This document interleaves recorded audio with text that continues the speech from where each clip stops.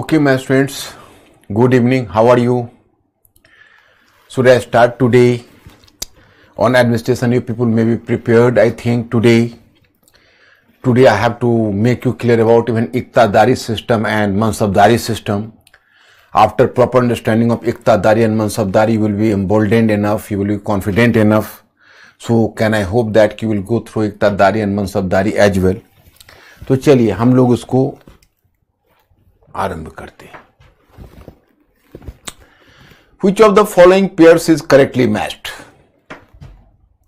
दीवाने बंदगान फिरोज तुगलक, दीवाने मुस्तकराज बलबन, दीवाने कोही अलाउद्दीन खलजी और दीवाने अर्ज मोहम्मद बिन तुगलक. आपका चॉइस है, हाँ एबीसीडी में ही चॉइस है. आपको इसमें फाइंड आउट करना है कि इसमें करेक्टली मैच्ड कौन है, मतलब इसमें करेक्ट क्या है, what is correct. Be fast my students.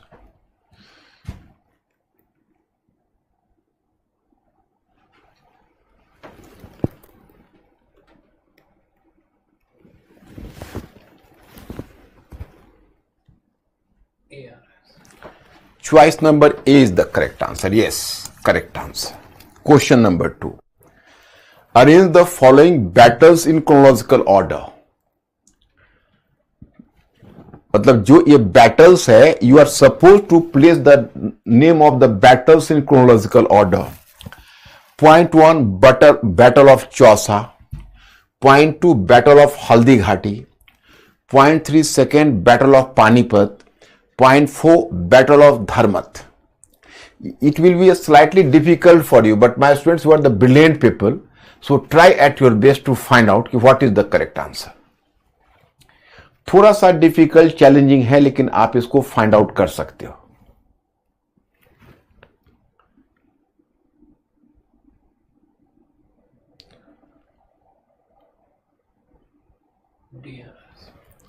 Choice number D. Choice number D का मतलब है कि पहले तुमने क्या, अब देखते हैं. बैटल ऑफ चौसा है 1539, बैटल ऑफ हल्दी घाटी है 1576, सेकेंड बैटल ऑफ पानीपत है 1556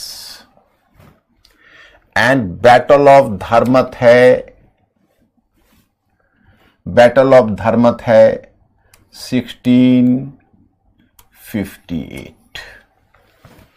यही आपका क्रोनोलॉजिकल ऑर्डर बनता है. तो उस हिसाबन 1 the earlier, after 1 2 and then 3. तो 1 2 3 4 सी होना चाहिए. C should be the answer. 1 2 3 4. The question was a bit difficult. Mister Ankur inform me कि some of my students have chosen choice number C. Yes sir, कुछ बच्चे. My students, this question is a bit challenging, so I am not having any complaint against you. It is slightly challenging to recollect the ideas, but you people are always accepting the challenging questions, so I was slightly hopeful you may solve this question as well. Question number 3rd. बच्चे कह रहे हैं कि D ही होगा. D ही होगा. 1539 1. Oh 1 3. yes. ये 3 हमको देना चाहिए था, हमने 2 दे दिया. Yes, you are really brilliant. Yes, D is the correct answer. You are right. क्योंकि यहां पर मुझे 3 देना था और मैंने धोखे से 2 दे दिया, तो जब काउंट करने लगा तो इसके बाद इसको 2 काउंट कर लिया, जबकि ये 3 होगा. तो 1 3 and 2 and 4. Yes, you are correct. अब यू आर जस्ट सॉल्विंग. इस क्वेश्चन को तुमने जो सॉल्व कर दिया, how much happy and overwhelm with Joy I am, I can't say. क्योंकि जब आप लोगों के, जब मैंने आंसर जब गलत देखा तो मुझे थोड़ी सी निराशा हुई. I was a bit disappointed, but अभी जब करेक्ट हुआ तो मुझे बहुत खुशी है. Yes, you are correct. Question number third. During the reign of which Mughal emperor did the bulk campaign take place? You people will solve it. I am confident. Choice A Akbar, choice B Jahangir, choice C Shah Jahan, choice D Aurangzeb.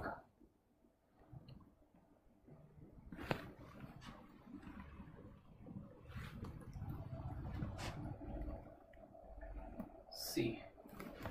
Shah Jahan. Yes. Yeah. Yesterday I have told you in bulk expedition, Murad Baksh, the son of Shah Jahan, you can say very incompetent diplomat he was, and he mishandled the whole situation and finally made Shah Jahan involved into a useless and extravagant war. So I have studied, and you are correct, Shah Jahan. Question number 4. Which of the following pairs are correctly matched? Diwan-e-Istihaq, Department of Charity. Diwan-e-Waqoof. Diwan-e-Waqoof, recovery of loan amount. And third, Diwan-e-Risalat, religious department. Be careful and try to solve the question.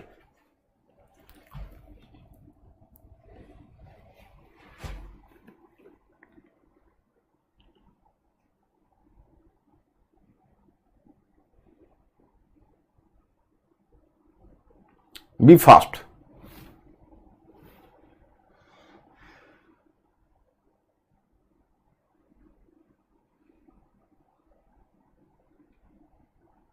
A. Choice number A.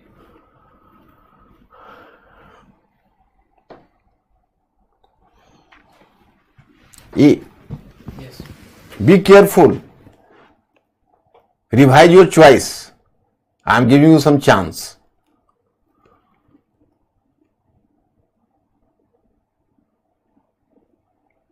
It is true, my students, whenever I have said this question, I share with you. Even I planned earlier that I have to make this question choice A, but it didn't become choice A, B. Yeah, no. Oh yes, choice. No. Choice B. Choice B is the correct answer. You are right. Why? Diwan-e-Istihaq. It was a pension department, pension. Department of Charity was Diwan-e-Khairat. Diwan-e-Istihaq, Diwan-e-Khairat, Diwan-e-Bandgan, all were constituted by whom? Firoz Shah Tughlaq. And Diwan-e-Waqoof, established by Jalaluddin Khalji. What was its rule? Rule was to assess expenditure.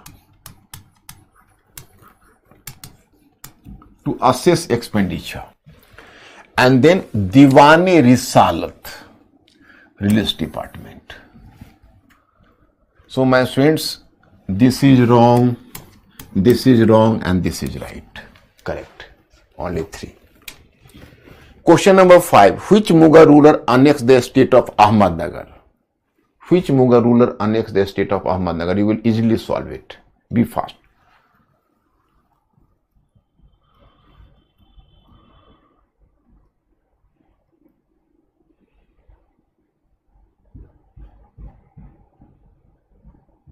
Be fast.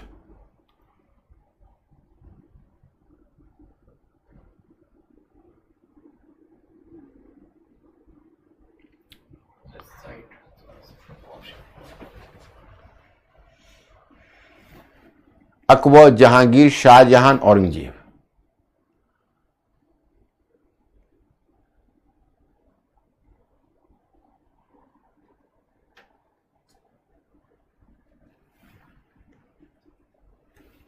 C. Yes, Shah Jahan. Ahmednagar was annexed by Shah Jahan, Bijapur and Golconda by Aurangzeb. You people are clear. Correct answer. Yes, leave it here. Now, move to this point, yesterday I have talked about different departments, Divane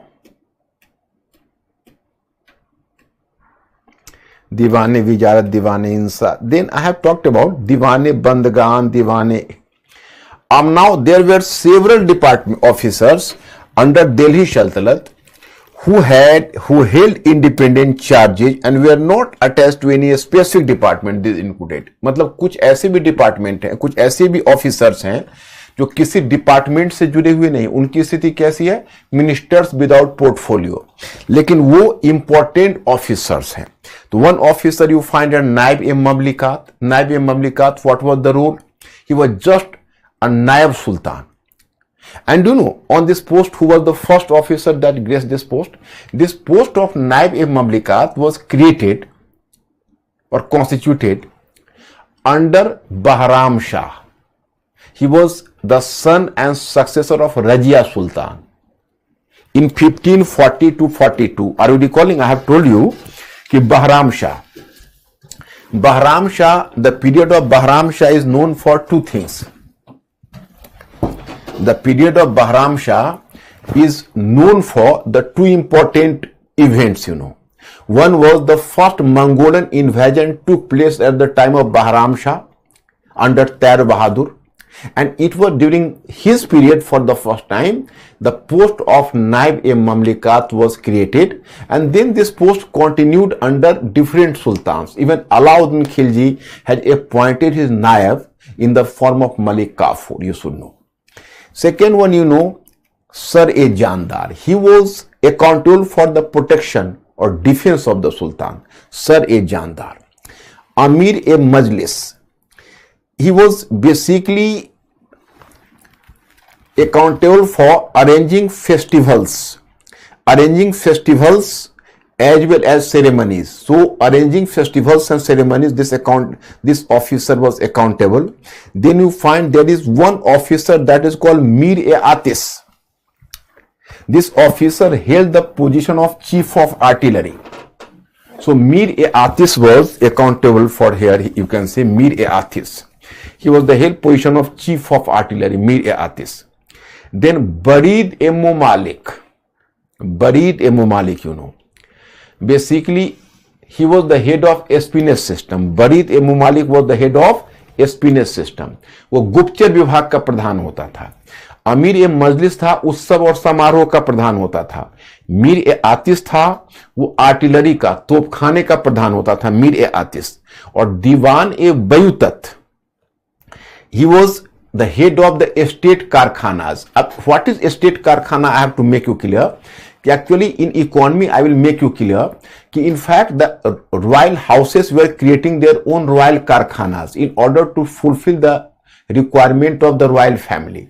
मतलब होता यह था कि उस समय के जो royal families होती थी, तो रॉयल फैमिली की जो रिक्वायरमेंट होता था, जो जरूरत होती थी, वो इतनी अधिक होती थी, इतनी स्टैंडर्ड होती थी कि कॉमन मार्केट से उसके डिमांड को फुलफिल नहीं किया जा सकता था.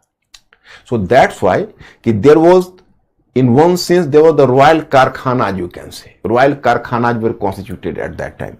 So the head of royal karkhana was Diwan-e-Bayutat, head of royal karkhana. Or Amir-e-Hajib. He was accountable for maintaining the court discipline. Now suppose you can say कि Balban appointed him for maintaining court discipline. मतलब वो दरबार के अनुशासन का पालन करवाता था अमीर हाजिब. तो these were 7 officers I have mentioned कि their status was the status यानी ministers without portfolio. Now my students, I have to make you clear about कि what is Ekta system. Then you can say, just 1 minute. अब just observe here.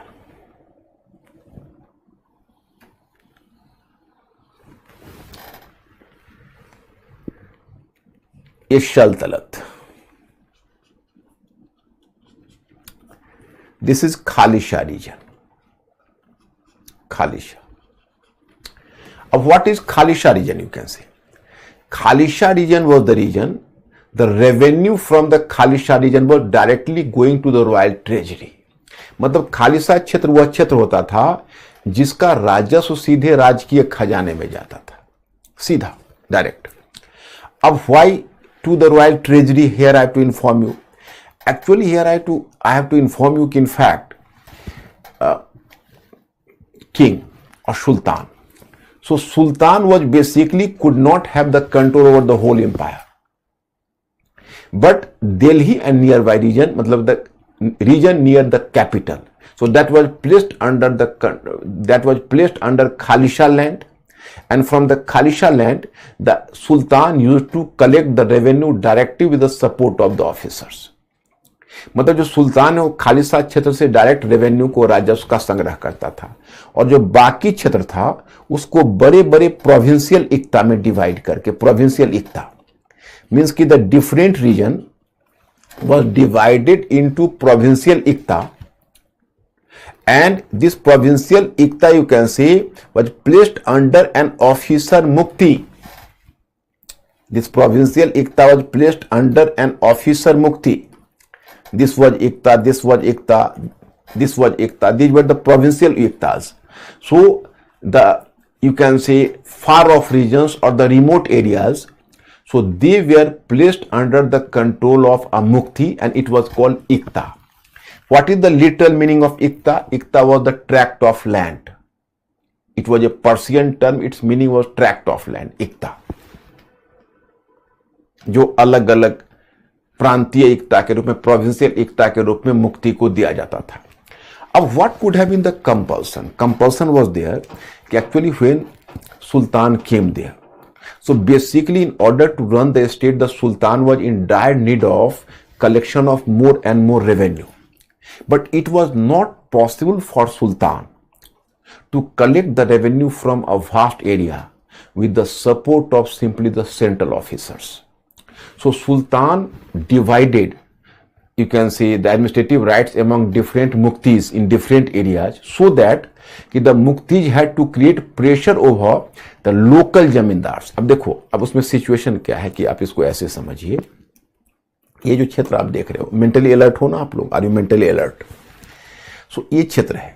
तो अब इस क्षेत्र में क्या है कि you have already observe the history up to early medieval age. So there was the legacy of feudalism here. Legacy of feudalism in one sense कि the Hindu zamindars were already the higher nobles, the lower nobles, so they were still existing. When Turkish rulers came up, Prithviraj Chauhan. So Prithviraj Chauhan, the model was based on the feudal structure, you know, or Rajput estates, you know. So when the Turkish estate just replaced them, so the intermediary and nobles were already powerful in the rural areas, you know. So basically, the basic challenge for the Sultanate was ki how to ensure the revenue from far off regions. So in different regions were placed under a mukti, and it was divided into iktas. And the mukti used to create pressure over the Hindu zamindars. Just collect revenue from Hindu zamindars. Then, in fact, this mukti used to collect the revenue, and with the amount of the revenue, the mukti had to meet his administrative and military expenditure. And what was the remaining amount? So this remaining amount was called Fawazil. So Fawazil was directly transmitted to royal treasury. मतलब अपेक्षा की जाती थी जो मुक्ति है वो हिंदू जमींदारों पर दबाव बनाए, उनसे राजस्व वसूल करे, उस राजस्व से अपने प्रशासनिक खर्च को पूरा करे, अपने सैनिक खर्च को पूरा करे, और जो बचा हुआ रकम है उसको केंद्रीय खजाने में भेज दे. Okay, so this was the basic objective. But my students, here the point is it was a very difficult and arduous task, because here the muqti was already given the land first or the region first, this region is an ikta, and then the revenue had to be collected by this mukti, you know, and the mukti had to meet his expenditure. So he was basically having the arbitrary power there, and then he had to send the remaining amount. So the basic and the most contentious question was who will decide the fawazil, who will decide the remaining amount? Because Mukti will always try to misappropriate the fund and to reflect to the central government that there is no Fawajil. So it was a matter of concern for every sultan how to ensure Fawajil from far off areas to this, you can say, Mukti, Ikta. And one of the objectives of the Ikta system was to collect the surplus production from the far off areas into the royal treasury. And the second objective was to make a balance between the ambition of the nobles and the, you can say, and the requirement of the state. Because state का क्या चाहिए? Centralisation चाहिए. बहुत सारे nobles तो ऐसे भी तो हैं जो बहुत एम्बिशस हैं. उनको अगर किसी अलग आप असाइनमेंट नहीं देंगे, उनको अगर कहीं और बिजी नहीं करेंगे तो आप ही के लिए प्रॉब्लम क्रिएट कर देंगे. तो ऐसे एम्बिशस नोबल्स को डिफरेंट इक्ता देना पड़ता था. लेकिन उसमें समस्या ये खड़ी होती थी कि वो ये बोलते थे कि भाई फवाजिल है ही नहीं, तो फवाजिल जो अमाउंट है वो सेंट्रल ट्रेजरी में जाना है, तो who will decide the fawazil? That is the basic question. So every sultan was doing, making efforts to ensure the fawajil. For example, Balban started to appoint an officer Khwaja, who had to, you can say, supervise the account of the Mukti, Khwaja. Then you can say Alauddin Khilji deputed central wazir or the central government to, you can say, inquire into the account of this Mukti. And Ghiyasuddin Tughlaq took a very drastic step, you know. Ghiyasuddin Tughlaq, you can say, introduced a new rule. He divided the salary of soldiers. He separated the salary of soldiers from the personal salary of the Mukti. Because the Mukti used to befool the Sultan. He used to take a heavy amount as the joint salary of his soldiers and his own salary, and then he was giving a meager amount to the soldiers, and maximum amount was appropriated by Mukti himself. So in order to, you can say, correct this situation, Ghiyasuddin Tughlaq separated the soldiers of the salary from the personal salary of the Mukti. मतलब पहले मुक्ति चालाकी करते थे, वो अपनी salary और अपने सोल्जर्स की सैलरी को ज्वाइंट सैलरी दिखा देते थे और उसमें से बहुत सारा सैलरी हजम कर जाते थे. तो अब गयासुद्दीन तुगलक ने उनके सैलरी को अलग कर दिया सैलरी से. Then comes the turn of Muhammad bin Tughlaq. तो Muhammad bin Tughlaq was too much given to centralisation. Muhammad bin Tughlaq took a very drastic measure. His measures were far ahead of his time. In order to put the better control over the provincial Mukti, he started to appoint two officers of equivalent status in province. One officer was Mukti, another officer was Wali ul Kharaj. Mukti was accountable for observing general administration, while Wali ul Kharaj was entitled to collect the revenue. So, appointment of two officers of equivalent status was going to create a bigger challenge at that time. It was proper check and balance. So Mukti was quite upset because there was no scope for misappropriating the fund. Not simply that.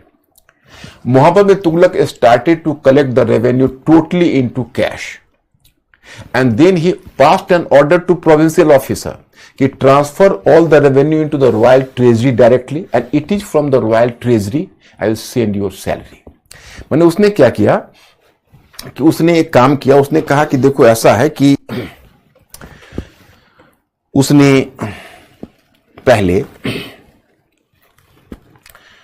Cash में correction करना शुरू किया और एक ही province में दो officer को appoint करना शुरू किया, यानी मुक्ति और वली उल खराज को, और चेक एंड बैलेंस हो. और फिर उसने यह भी आदेश जारी किया कि आप ऐसा है कि आप सारे रेवेन्यू को सेंट्रल ट्रेजरी में भेजो और सेंट्रल ट्रेजरी से मैं आपका सैलरी भेजूंगा. तो इतना सेंट्रलाइजेशन उसमें प्रोविंशियल ऑफिसर टॉलरेट नहीं कर सकते थे. So that's why you find कि series of revolt started against Muhammad bin Tughlaq. तो सभी ने अपने, लेकिन जो फिरोज शाह तुगलक है, under the policy of appeasement, he always followed the policy of appeasement. So in order to bring the aristocratic class, because at the time of Muhammad bin Tughlaq, there was the series of revolts. So he tried to bring the nobles into the good humor. So that's why Firoz Shah Tughlaq made the post of the Mukti hereditary. उसने मुक्ति के पद को वंशांगत बना दिया, and Afghan rulers के समय भी मुक्ति ज्यादा पावरफुल रहा, उसका पोस्ट हेरिडिटरी रहा. So that was the lacuna of the Ekta system.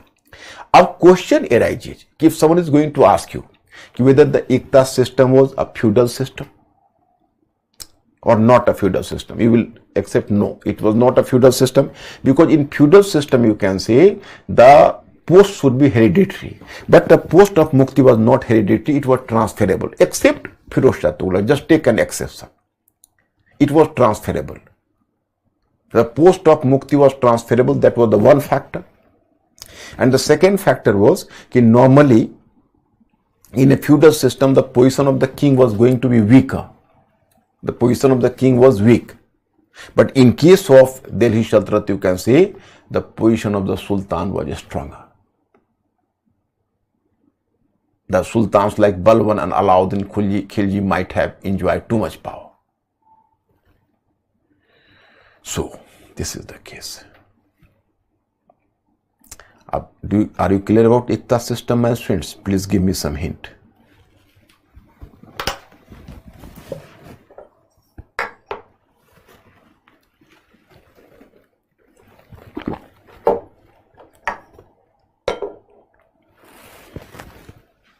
Mr. Ankur, what is the situation? Yes. Okay. My students, after Ekta system, you will find here I have to, this Ekta was just like you can say provincial Ekta. In what way? So, central government,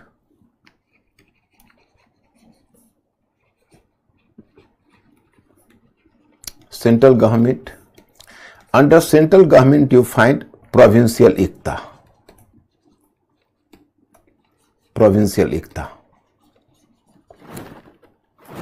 Under central government you find provincial Ekta, you know, the provincial Ekta.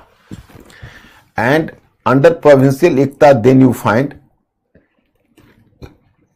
a unit Sikh. Under Sikh you can say here you find Pargana. Under Pargana there is village. So it was the hierarchy. Why did the Sikh developed under that? Here I have to make you clear. Why Sikh developed? So actually, my friends, this was the provincial Ekta. So actually there were, in every provincial Ekta, there were the local nobles. So Hindu nobles. So Hindu nobles, actually the Persian scholars used to call Hindu nobles, the higher nobles, Rai, Ranka, Rawat, Thakur. And the lower nobles as Khut, Mukaddam and Chaudhary. तो higher nobles को बोलते थे राय, रनका, रावत, ठाकुर, और जो lower nobles होते थे उसको बोलते थे खुद, मुकद्दम और चौधरी. तो क्या है कि जो ये होता क्या था कि धीरे धीरे जब प्रोविंशियल एडमिनिस्ट्रेटर, जो प्रोविंशियल जिसको मुक्ति कहते हो, उसका पावर इंक्रीज करता गया, तो क्या किया कि लोकल रूलर्स को हटाता गया और उस रीजन को डायरेक्ट कंट्रोल में लेता गया. तो धीरे धीरे फिर सेंट्रल गवर्नमेंट का पावर बढ़ा, तो एकता में वो इंटरवेन करना शुरू किया, और फिर वो नीचे एकता के अंदर ही नीचे छोटे छोटे एडमिनिस्ट्रेटिव पोस्ट को क्रिएट करना शुरू किया, और हिंदू एरिस्टोक्रेटिक क्लास को भी धीरे धीरे मुस्लिम ब्यूरोक्रेसी में, उसको जो सल्तनत के ब्यूरोक्रेसी में धीरे धीरे एसिमुलेट करना शुरू किया. तो यहां पर प्रोविंशियल एकता है, तो इसमें तो मुक्ति नामक ऑफिसर है. अब इसके ऊपर in provincial iqta you find an officer like muqti. उसके बाद आप पाते हो सिख, here you find an officer sikdar. In pargana chaudhari. Ibn Battuta has, you can say, used a term, and the term used by Ibn Battuta is, you know, that is called Sadi. So Pargana, Ibn Battuta calls Sadi. So that is Pargana, and that is, you can say, village. At the level of village you will find an officer that is called Mukaddam, and village के स्तर पर मुकद्दम होता था. मुखिया को क्या बोलते थे? Muqaddam. And there was one semi government officer that was called Patwari. There was one Mukaddam, and here you can say the semi you can say government officer. The name of the semi-government officer was Patwari. So in this way the hierarchy was going on. Provincial लिखता, from central government provincial लिखता, Sikh, the local administration Sikh, and beneath Sikh, an officer of Sikh was Sikhdar. Then there was Pargana, that was Chaudhary, and then village, Mukaddam and Patwari. Okay, so this was the hierarchy administration. अब about the land revenue system, my students, I have to inform you, land revenue system.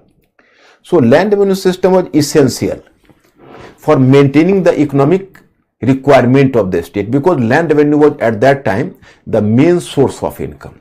So my students, here the prevailing land revenue system was one. If someone is going to ask you who was the first Sultan of Delhi that carried land measurement, and you can say that carries the land revenue reforms and started land measurement, so it was called Alauddin Khalji. Alauddin Khalji started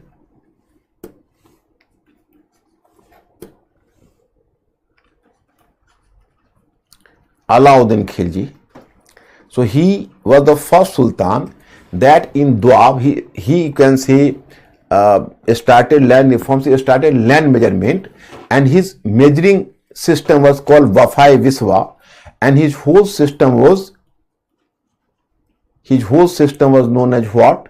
His whole system was known as, his reforms was known as Masahat system. Alauddin Khilji started Masahat system. मतलब उसने क्या किया कि पूरे empire में तो संभव नहीं था, उसने गंगा यमुना जो द्वाब है उसमें जो जिसको खालसा रीजन कहते हैं, वहां पर खालसा रीजन में उसने वफाए विश्वा के माध्यम से लैंड मेजरमेंट करवाया, और मसाहत सिस्टम उसको कहा जाता है। और बीच में जो भी इंटरमीडिएट्स थे कलेक्शन में, उस सबको हटा दिया, और कलेक्शन में हटाने के बाद तब उसने रेवेन्यू फिक्स किया स्टेट को, तो स्टेट के इनकम को बढ़ाया। लेकिन वो बहुत समय तक चला नहीं।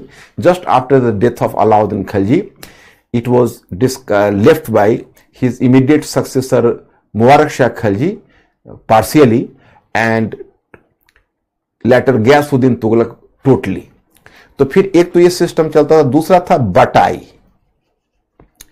एंड सेकेंड बटाई और गल्ला बक्सी, उसको बोलते थे बटाई या गल्ला बक्सी। इसमें क्या होता था, if the crop was standing in the field that can be divided, standing crops, तो इसको कहते थे खेत बटाई। इसमें बटाई में भी अलग अलग था, खेत बटाई, स्टैंडिंग क्रॉप्स है उसको डिवाइड कर लिया। दूसरा है कि after threshing but before cleaning the chef, तो मतलब उसके भूसा को अलग किए बिना उसको अलग कर लिया, तो उसको लंक बटाई बोला। और है नेक्स्ट वन है कि after threshing you can say you are going to divide it, तो that is called ras batai. रास बटाई, खेत बटाई, लंक बटाई, रास बटाई। हालांकि इतना डीप में नहीं जाना, केवल बटाई या गल्ला बक्सी आप याद रखो। इसके बाद फिर बोलते थे नस्क, नसक और कानकूत। तो देखो नसक और कानकूत का नेचर बहुत क्लियर नहीं है। It was possibly nasaq and kankut were based on some sort of estimation. जो नसक और कानकूत का सिस्टम है वो बहुत डेवलप नहीं है, और न इसके बारे में हमें बहुत मामलात हासिल है। ये कोई अनुमान पर आधारित पद्धति थी। अनुमान पर आधारित पद्धति का मतलब कि जब पिछले साल जो कलेक्शन हुआ है उसी कलेक्शन को आधार बनाकर जब हम उसका कलेक्शन करते हैं तो उसके लिए टर्म आया नसक और कानकूत। Okay, so this is all about the administration under Delhi Sultanate. Masahat system, Alauddin Khilji, and even Muhammad bin Tughlaq tried to extend it further, but he didn't get success. Muhammad bin Tughlaq was simply undergoing a phase of the great experimentation, you know. So that is all about the administration of Sultanate administration, you know. अब Mughal administration. Here I have to make you clear.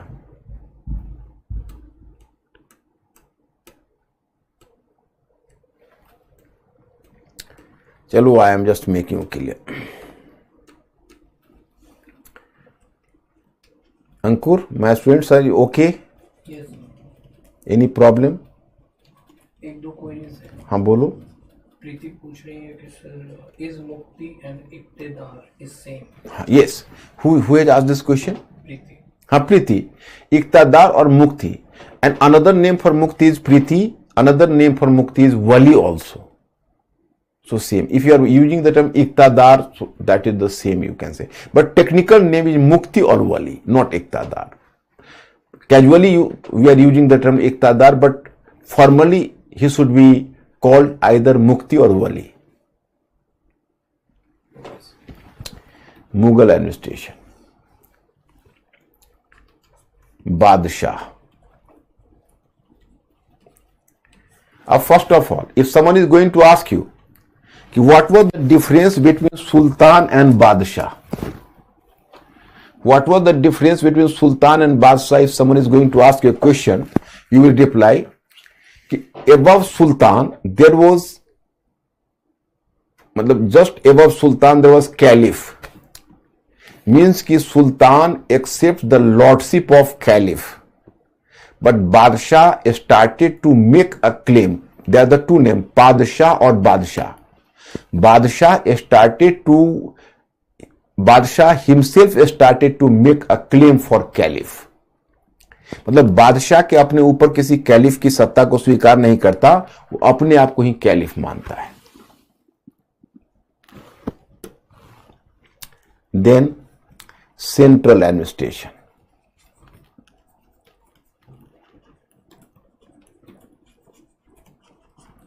Central administration. Now, central administration में you have to find out the name of officer. वकील और वजीर. वकील और वजीर. Second,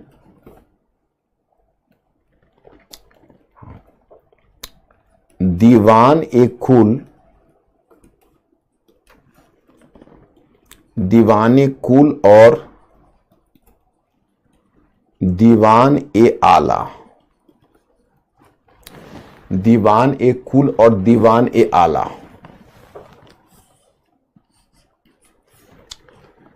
third, Mir Bakshi. Mir Bakshi. Fourth, Khan e समान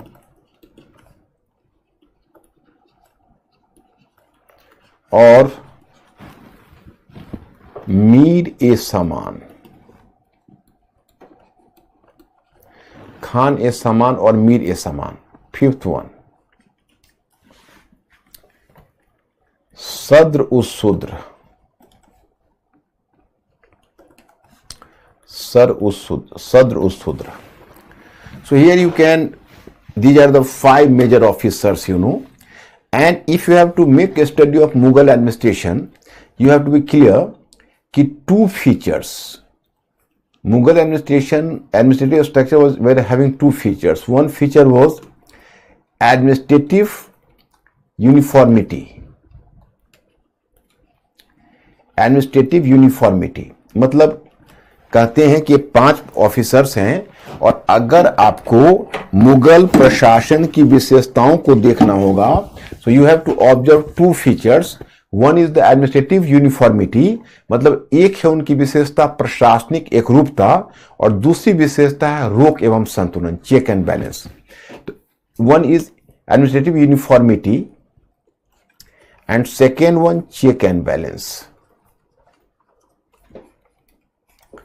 check and balance. Okay, अब कैसे चेक एंड बैलेंस है मैं दिखाता हूं. चलिए पहले वकील का पोस्ट को देखिए. अब my students, before Akbar the post of wizarat और wakalat was too much important under Mughals. This post of wakil और wazir were enjoying the very higher position. अब हियर यू कैन सी कि wakil, the post of wakil was so important कि sultan could not make a direct control with his nobles without the proper agency of wakil और वजीर. यह पद इतना important था कि सुल्तान बिना वकील या वजीर की सहायता से नोबल्स से संपर्क भी स्थापित नहीं कर सकता था. But situation underwent a drastic change, and drastic change after the revolt of Bairam Khan. Bairam Khan used to decorate the post of this Wakil or Wazir. Apart from that, he was the Atalik, personal tutor of Akbar. When Bairam Khan organized the revolt, so after the revolt of Bairam Khan, then Akbar was slightly scared.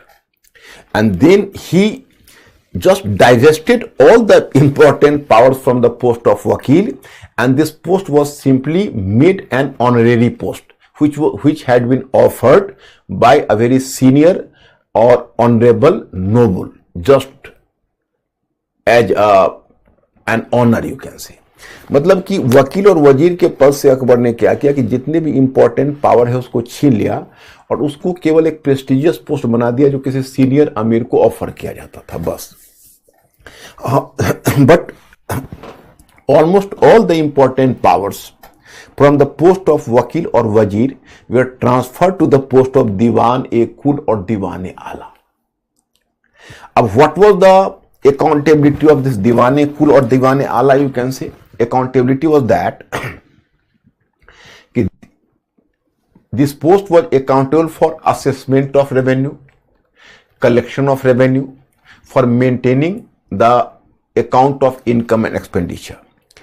Up here, my students, I have told you that Akbar is very careful about the fact that proper check and balance should be, you can say, maintained between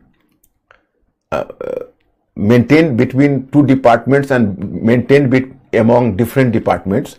इसीलिए अगर सल्तनत और Mughal time में administrative centralisation की बात हो तो आपको गौर करना है कि सल्तनत पीरियड की तुलना में मुगल पीरियड में आपको एडमिनिस्ट्रेटिव सेंट्रलाइजेशन कहीं ज्यादा मिलेगा, प्रशासनिक केंद्रीयकरण कहीं ज्यादा मिलेगा.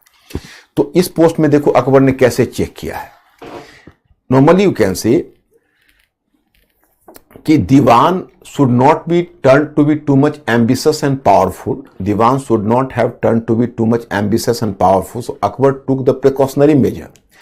Normally on the post of Diwan, the officer who was appointed, so that he was coming from a humble origin, not from a very, you can say, higher pedigree, so that he should make a claim to power. Number one. Number two, कि sometime Akbar used to appoint half a dozen Devans on the single department. कई बार अकबर आधे दर्जन से अधिक दीवानों की नियुक्ति कर देता था बस एक ही डिपार्टमेंट में. So this was the method. अब second one officer is Mir Bakshi. He was the head of the army. You can say he was in one source. He was accountable for maintaining the mansabdars. So my students, whenever I will teach you this mansabdari and jagirdari, I will make you clear. So after a proper understanding of mansabdari and jagirdari, देखो UPSC का कोई भरोसा नहीं है, पता नहीं. Mains में भी हालांकि इस बार तो इकोनॉमी पर क्वेश्चन पूछा है, सल्तनतकालीन economy.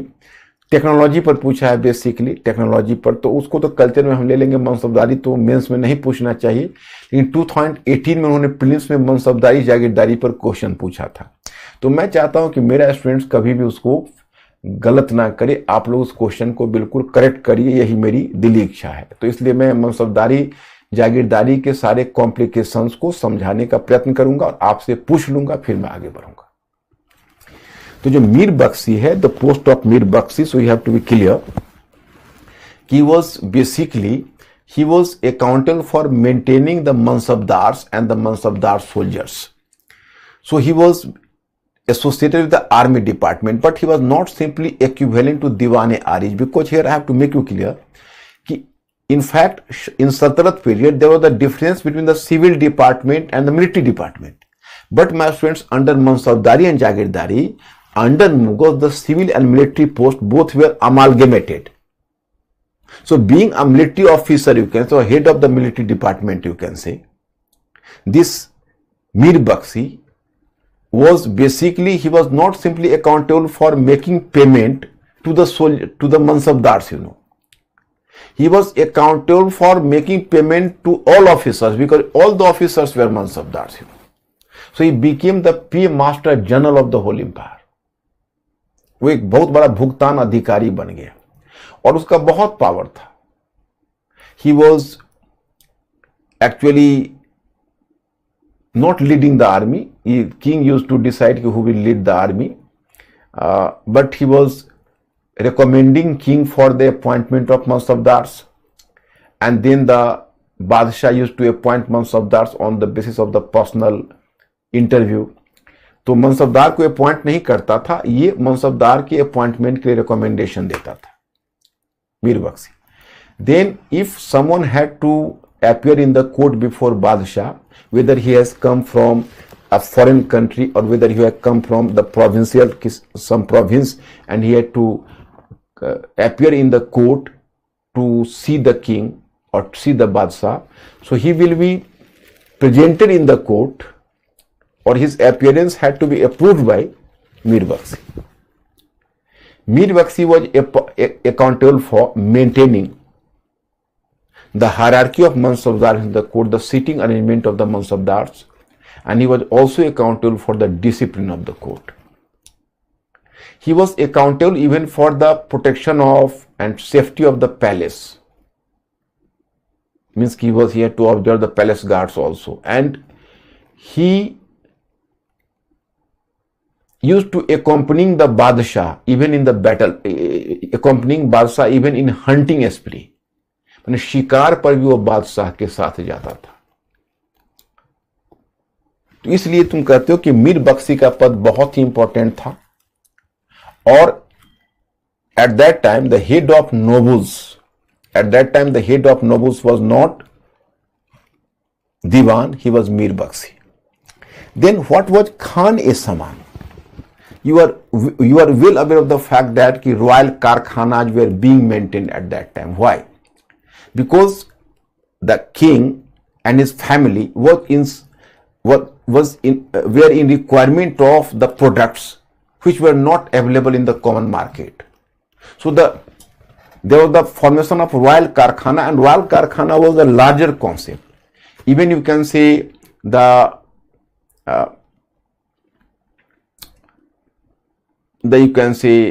stable, the elephants, all are going to be included into this group. All cloths, all requirements were being fulfilled by royal karkhanas, So, head of the royal karkhana was Khan-e-Saman or Mir-e-Saman. So, as this Khan-e-Saman or Mir-e-Saman was having proximity to the palace. So normally this post of Khan-e-Saman or Mir-e-Saman was offered to a very, very confident and very, you can say, close Mansabdar and close officer. At the time of Jahangir, this post was offered to Asaf Khan, who was his brother-in-law, means ki brother of Nur Jahan. And Sadr-us-Sudr. Sadr-us-Sudr was basically, he was accountable for royal donations, for the, you can say, promotion of religion and education. The royal donations were provided in the form of land grants or in the form of wazifa, means in cash. So that was transferred through the agency of Sadr-us-Sudr. But normally this, मतलब जैसे किसी को जो अनुदान दिया जाता था, तो अनुदान भी नगद में दिया जाता था या भूमि अनुदान के रूप में, ये सद्र-उस-सुद्र देता था. लेकिन एक्चुअली उस समय एक न्याय का काम, जैसे दीवानी न्याय का काम, सिविल जस्टिस का काम भी सद्र-उस-सुद्र करता था, और क्रिमिनल जस्टिस का काम काजी करता था. जैसे सिविल जस्टिस मतलब आप जानते ही हो, आपराधिक कानून और सिविल कानून. तो for civil justice, this Sadr-us-Sudr was, you can say, making a trial of the cases under civil justice, and criminal justice was dealt with by Kaji. But normally the post of Sadr-us-Sudr and Kaji were offered to a single person.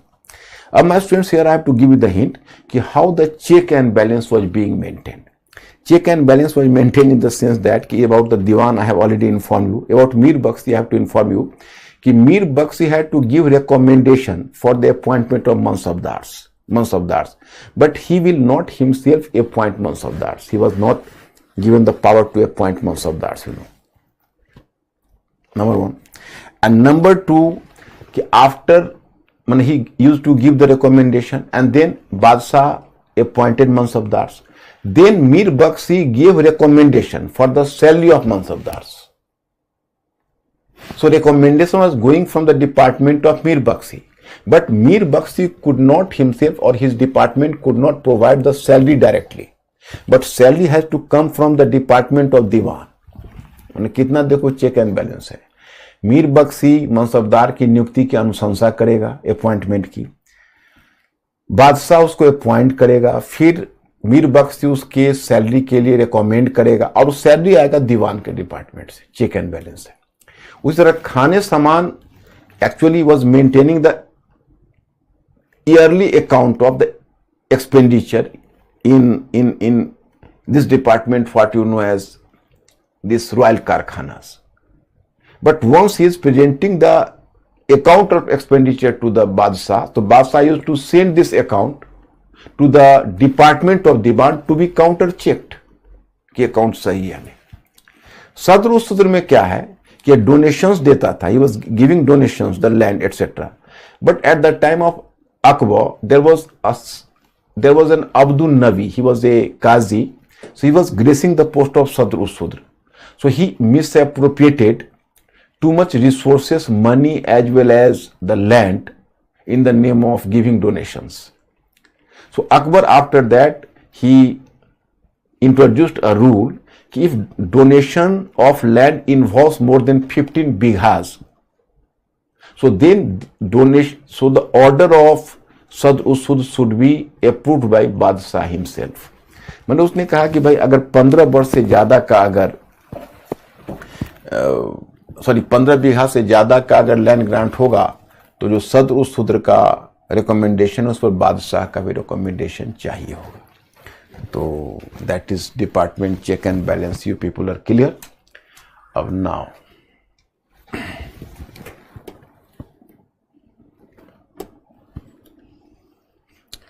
Now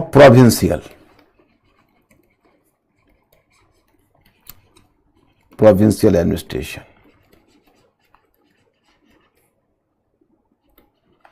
That was called Suba. What was called Suba? Suba. Actually, even Sher Shah could not create a Suba administration. If you will observe the administration of Sher Shah, so as under Delhi Sultanate, so even under Sher Shah, in central administration, the traditional departments continued, you can say. That was Diwane Wijarat, Diwane Insa, Diwane Arij and Diwane Rishalat. Although Sher Shah tried to make a curtailment in the power of the head of department and he tried to centralize the power. मतलब department Sher Shah के समय वही है। शेर शाह ने power को कुछ हद तक जो हेड ऑफ डिपार्टमेंट है उसके पावर में कटौती करके और उसको कुछ हद तक सेंट्रलाइज करने की कोशिश की थी। लेकिन Sher Shah could not develop the provincial administration. हाँ, in local administration in place of shiq it was Sher Shah who developed sikdar, sorry, in place of shiq it was Sher Shah who developed sarkar. Pargana remained the same. Pargana remained the same, you know, and village as it is, you know. So Sher Shah could not develop the standard provincial administration. If someone is going to ask you who introduced the standard provincial administration for the first time, so your answer should be Akbar. Means ki Akbar, it was Akbar who introduced the standard provincial administration for the first time. Here also he maintained the same administrative uniformity and check and balance. In what way? Here I have to make you clear. There was the one post that is called Subedar. Subedar ne Subadar. Nazim or Subadar. He was accountable for general administration, Najim or Subadar. Next one, Diwan, provincial Diwan. He was provincial Diwan. Then there was provincial Bakshi. provincial Bakshi, then provincial Sadr. These are the officers. अब how did Mughal emperor maintain check and balance? Check and balance was कि अब देखो, the provincial administration was supposed to be the replica of central administration. If the provincial administration was the replica of central administration, so then Subadar should be at the head, just like the Badshah, and then other officers, but not. Subadar was accountable for general administration and Diwan for land revenue administration. मतलब सुबादार सामान्य प्रशासन देखता था और दीवान भूराज प्रशासन देखता था.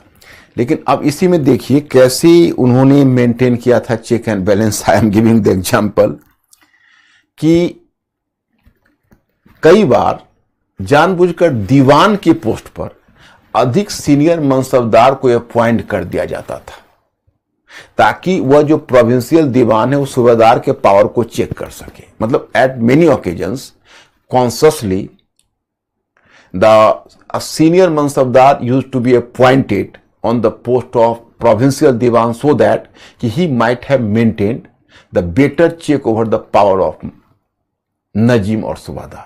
तो ये check and balance था. अब देखो Bakshi है. So Bakshi was the head of the provincial espionage system as well. So Bakshi was the head of the spies or the espionage system as well. So Wakia Navis or the spies used to give information, sensitive information to Bakshi. So Bakshi was having the discretion to pass any information to Mir Bakshi in center directly while surpassing provincial Subedar or provincial governor. मैंने बक्सी को ये power था कि कोई भी मतलब discretionary power था कि कोई सेंसिटिव इंफॉर्मेशन डायरेक्टली वहां से मीर बक्सी को भेज देता और जो प्रोविंशियल दीवान है उसको सरपास कर देता, उसको तरजीह नहीं देता. तो मुझे लगता है कि आप लोग समझ पा रहे हो. एंड देन अब what about sadr, you know. So sadr के पोस्ट को अकबर ने क्रिएट किया था कि किसी भी मुद्दे पर अगर मुख्य सद्र, जिसको चीफ सद्र कहते हो, में अगर सद्र उस सद्र से अकबर की बात नहीं बनी तो इंपॉर्टेंट बात पर वह सजेशन प्रोविंशियल सद्र से भी ले लेता था और जो सद्र उस सद्र है उसको नेग्लेक्ट कर देता था. मतलब if there was some important issue, तो he used to take the suggestion from the provincial sadr and used to, you can say, neglect the sadr usudr. एक तरह से सद्र उसुद्र पर यह चेक बैलेंस बनाता था. This is the case. अब this सूबा was divided into सरकार. Local administration में there was, अब now local administration, सरकार. Earlier it was Sikh, but in place of Sikh you can say there was a post Sarkar. And who created Sarkar for the first time? Someone is going to ask you. That is Sher Shah. He created Sarkar administration for the first time. So in Sarkar you can say one officer that was called Fauzdar. Fauzdar. Second one Amal Gujar.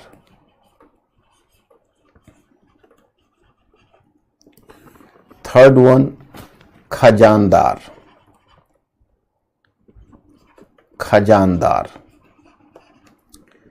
Fourth one vitikchi. Vitikchi. अब here I have to inform you कि फौजदार was accountable for general administration. फौजदार was accountable for general administration.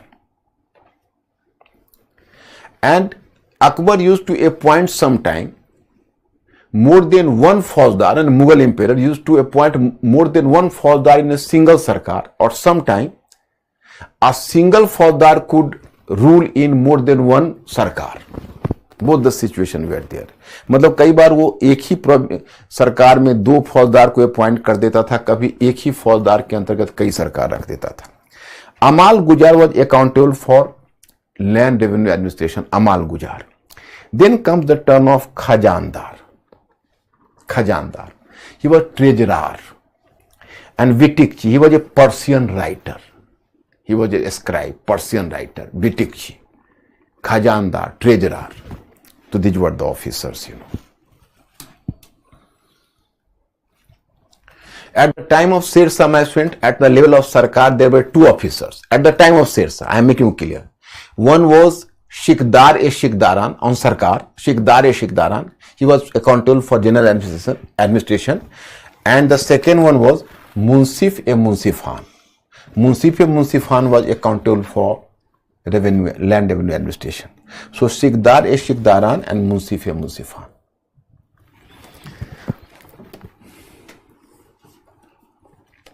Then Pargana.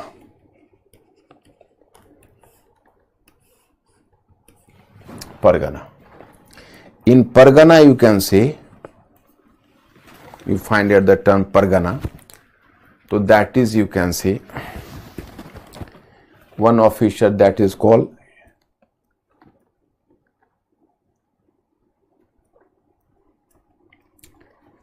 Sikdar, Amil, Putdar and Kanungo. Sikdar was accountable for general administration. Amil, he was accountable for land revenue administration. Potdar, he was treasurer. And Kanungo, he was the head of the village patwaris.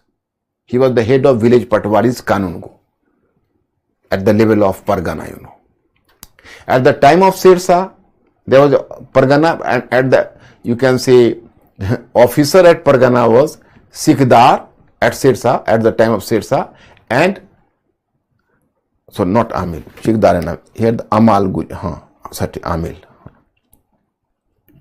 Sikdar and Amil. But at the level of Sarkar, Sikdaran and Munsif. Sikdar and Munsif. At the time of Sirsa, you can say Sikdar for general administration and Munsif for land revenue administration. यहाँ पर Sikdar, Amil, Potdar and Kanungo. Then lowest unit of administration was,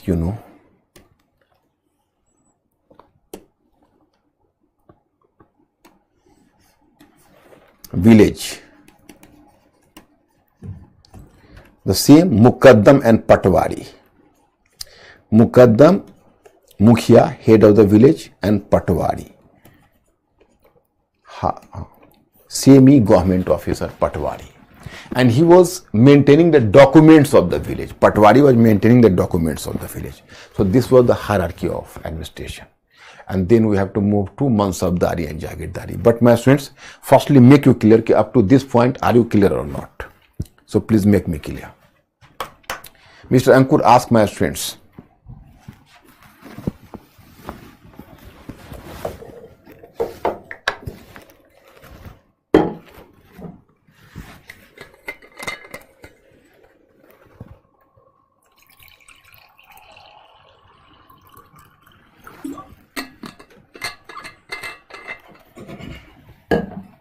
Yes, sir. are they clear? Okay, good.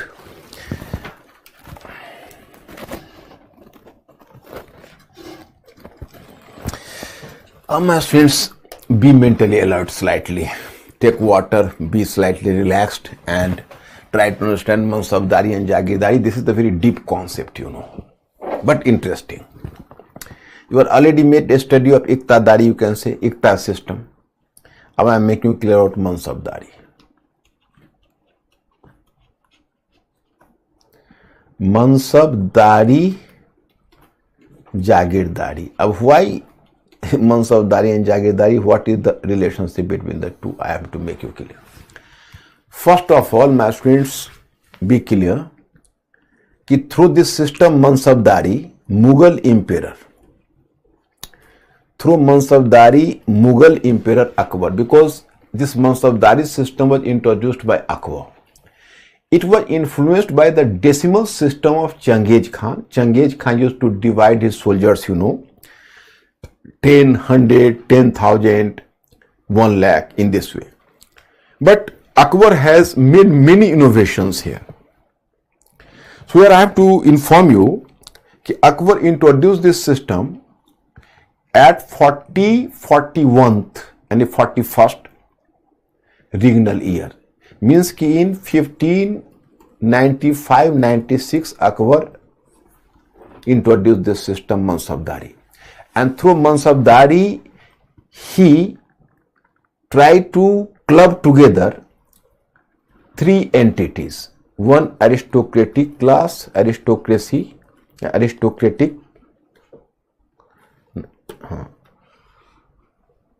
or noble plus civil officer and plus military officer. Military officer मतलब एक ही साथ वो तीन entity को जोड़ा मनसबदारी से। मतलब उसमें नोबल भी थे, सिविल ऑफिसर भी थे और मिलिट्री ऑफिसर भी थे। तो देखो अब every important noble was given a mansab. Mansab was a post. Mansab was what? Post. And at every mansab you will find jat, rank and savar rank. Savar rank. मतलब अब suppose this is a mansabdar. So he was having the jat rank 5000/5000.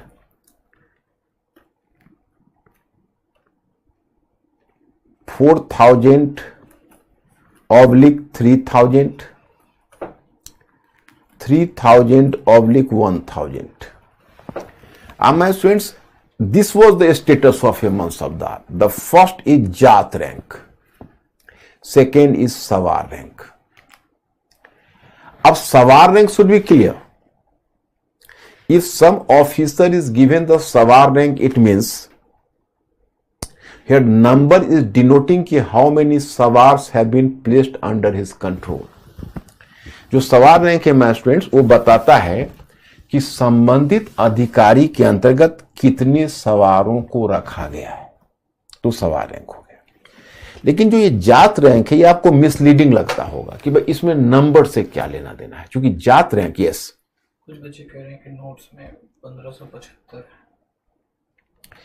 ओहो my students I am sorry कि 1575 वहां हो सकता है miss printing हो गया हो, तो आपने चाहे दूसरे सोर्स से आ गया हो आप उसको 595-96 ही मान लेना। ओके तो यू आर करेक्ट। और बहुत खुशी है कि तुम लोग मटेरियल को फॉलो करते हो इतना क्लोजली, इसकी खुशी है और इसीलिए आप लोग इतनी अच्छी समझदारी डेवलप कर रही है because you are going through the study material and study material भी उसी लाइन पर है, क्योंकि उसको मैंने अपने क्लास को स्टडी मटेरियल को बिल्कुल सेम लाइन पर रखा है ताकि आप लोगों को कोई कंफ्यूजन ना रहे। और जैसे आपने वर्ल्ड हिस्ट्री किया, जैसे आपने मॉडर्न किया, वर्ल्ड किया, फिर ये पूरा कल्चर जब आपका फिनिश हो जाएगा तो यू विल बी कॉन्फिडेंट। अब उसके बाद आप रिवाइज है, अभी तो आपका रिवाइज छूटा हुआ है, जब आप रिवाइज करोगे ना तो हिस्ट्री में आपको बहुत कॉन्फिडेंस आ जाएगा, आप याद करोगे मुझे कि हाँ सर ने वास्तव में कहा था। You will develop the too much confidence क्योंकि क्लैरिटी आपको बहुत आ गई है ना। तो अब 5000 है 5000 और कोई एनी क्वेश्चन? 4000 तो पहला वाला जो डिजिट है वो आपको कंफ्यूज, वो मिसलीडिंग है, लगता है कि भाई 5000 या 4000 या 3000 इसका क्या मतलब। इनफैक्ट जात rank was denoting his personal status, his personal salary and his status among the hierarchy of officers. मतलब जात रैंक से ये पता चलता है कि उसका व्यक्तिगत स्तर क्या है, माने क्या व्यक्तिगत स्तर है। जैसे आप क्लास 1 के ऑफिसर, क्लास 2 के ऑफिसर, क्लास 3 के ऑफिसर, उसका व्यक्तिगत स्तर क्या है। अधिकारियों के बीच उसकी सीट कैसे होगी। जैसे आप कोर्ट में जाते थे तो 5000 मनसबदार का एक रो होता था, 4000 मनसबदार का दूसरा रो होता था, इस तरह से रैंक वाइज बैठते थे, तो वो निर्धारित होता था। और उनका पर्सनल और उनकी जो पर्सनल सैलरी है वो निर्धारित होती थी।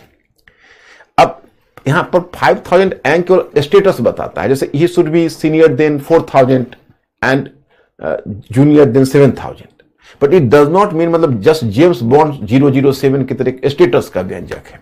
तो ये जात रैंक है, सवाल रैंक है। एंड माय स्टूडेंट्स मनसबदार की भी कैटेगराइजेशन कैसे होता था, तो एक तो जात रैंक के आधार पर कैटेगराइजेशन हुआ कि जिसका जात रैंक जितना है बड़ा वो उतना बड़ा मनसबदार है। जैसे if he was owning the Jat rank something between 10 to 500, then he was called Mansabdar. If he was owning the Jat rank between 500 to 2500, then he's Amir. He was called Amir.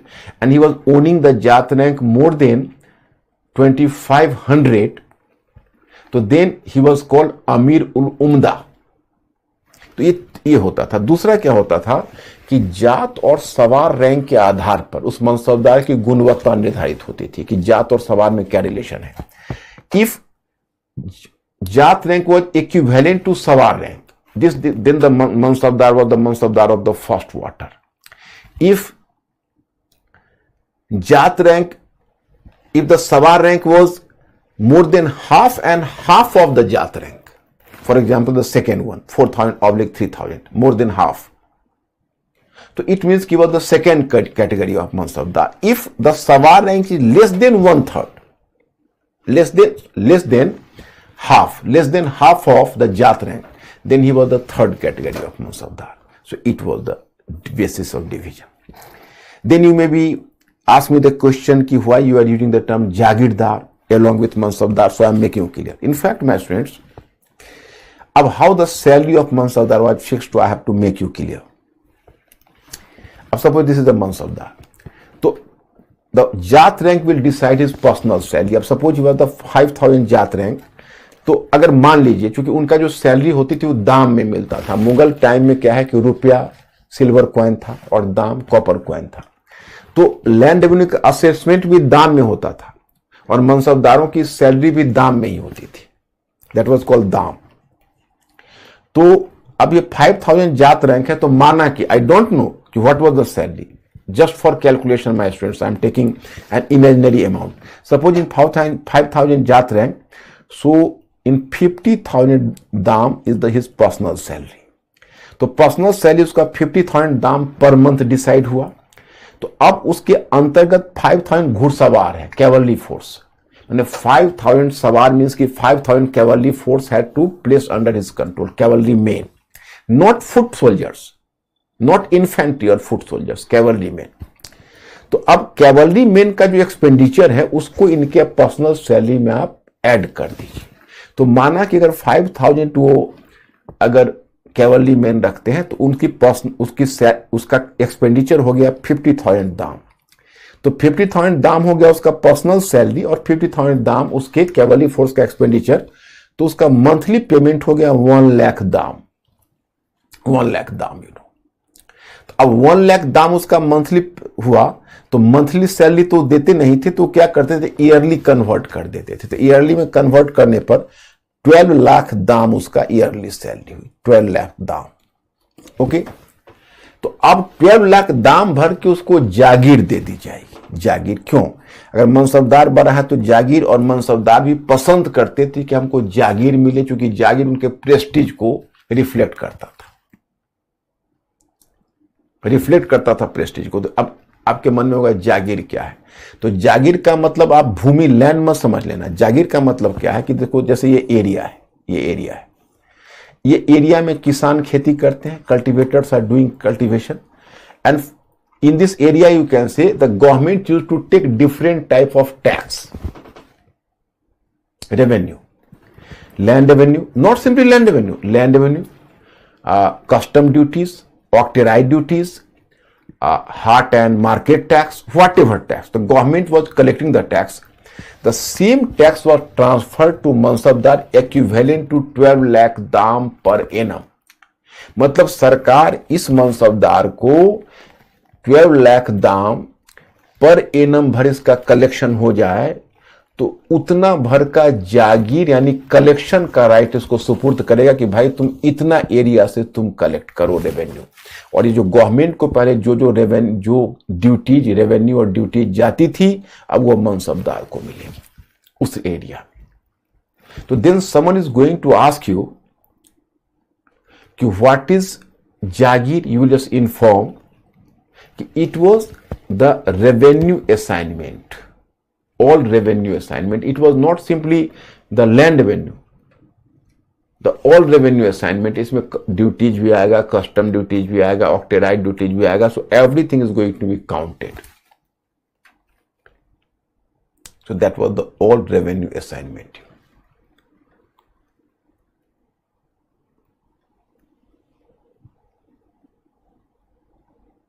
So not simply it was a land revenue assignment, it was an old revenue assignment, So that was called Jagir. So the holder of the Jagir was called Jagirdar. But my friends, maximum number of Mansabdars were paid through Jagir. So almost the majority of Mansabdars were Jagirdars. But some smaller Mansabdar were paid through cash. So they were called Nagdi Mansabdar. But maximum number of Mansabdars who were owning Jagirs, who were paid through Jagirs, were called Jagirdars. तो इतना तक आप लोग समझ गए, तो फिर मैं आगे बढ़ूं. अब मेरे पास टाइम भी 3 मिनट्स है. Mister Ankur, please take the response from my students. What is their condition now?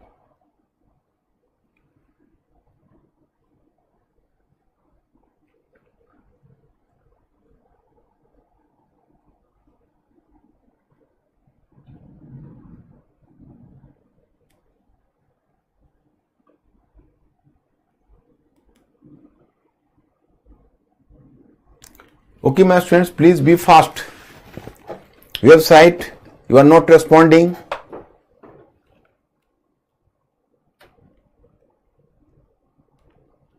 कुछ यस कर रहे हैं, कुछ. अब जाके घर पर फिर पढ़ना. नहीं होगा तो मैं कल आके फिर समझाता हूं इसको. अब इसको मैं कंटिन्यू करूंगा टुमारो. आज मैं यही स्टॉप कर देता हूं. Okay, so my students, I am stopping here. Some part is still left. You will just go through at your home. Then Jagirs, what is relationship between Jagirdars, Jamindars, and Mansabdars? So I will make you clear. And then what question in the previous year? Because देखो, अब ये इनका revenue का, अब इसी तरह से इनका भी फिक्स होगा, Jagirs 4,000, 3,000 वाले 3,000, 1,000 अप्रोक्सीमेटली इसी तरह का तरीका होता है फिक्स करने का. अब देखो मैं स्टूडेंट्स, एक फर्क इक्ता सिस्टम और जागीर सिस्टम, ये मनसबदारी सिस्टम में क्या है मैं बताता हूं. जैसे देखो, इक्ता सिस्टम में क्या होता था कि इक्ता सिस्टम से मनसबदारी सिस्टम में सेंट्रलाइजेशन ज्यादा होगा. There is the better scope for administrative centralisation in mansabdari system than you find in iqta system. You can say why, I make you clear. In iqta system what do you find? In iqta system you find कि in fact the mukti was given assignment first, you can say, and mukti was given the administrative rights. Mukti had to collect the revenue, he had to carry the administration, he had to meet the expenditure. In Mansabdari system, my students, no. Empire was divided into province, okay, province, province, and this province was divided into Sarkar was divided into Pargana, and then there is village, So suppose you can say you are a mukti, you are a mansabdar. If you are a mukti, you are enjoying administrative right. But if you are a mansabdar, you will not enjoy administrative right. There is already administrative structure. This Jagir will be given to you. This one. You will take the Jagir, collect the revenue and go away. Nothing else, because administration was already under the control of the state. So a greater difference between this Ikta and Mansabdari system was कि in Mansabdari you are not enjoying administrative rights, but in Ikta you are enjoying administrative rights.